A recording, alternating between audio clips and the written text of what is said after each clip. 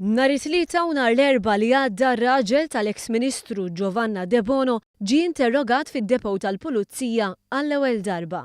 Xahar ilu whistleblower Awċi kixef skema abbużiva li kienet titħaddan mill-Ministeru għal Għawdex meta Giovanna Debono kienet il-Ministru responsabbli. Mill-inqas 5 kuntratturi kienu jintbagħtu jagħmlu xogħol ta' konkos għal kostitwenti f'Għawdex bla spejjeż għal min sarlu x-xogħol. Minflok ħallas il-Ministeru bi flus il-poplu.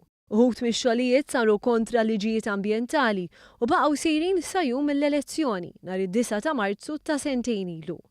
Dak iż-żmien Anthony Debono kien uffiċjal fil-Ministeru ta' Martu Giovanna Debono u kien responsabbli biex id-Dipartiment tal-Proġetti u l-Iżvilupp joħroġ irċevuti għal xogħol f'Witt-Siker fil-Fontana, Witt-Mielaħ u il-Lunzjata li ma xogħol qatt ma sar.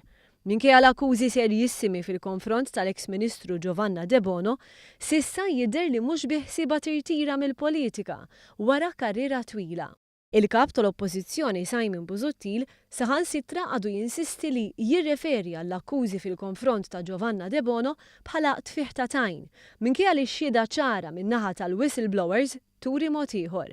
Fl-istess ħin ġurnali qed jikkwotaw imkejjen jgħidu li l-każ qed iwassal għal aktar xquq fi ħdan l-Oppożizzjoni bil-ħtija tintefa' fuq Giovanna Debono għat-telf ta' voti Awċini fl-elezzjonijiet tal-Kunsilli Lokali.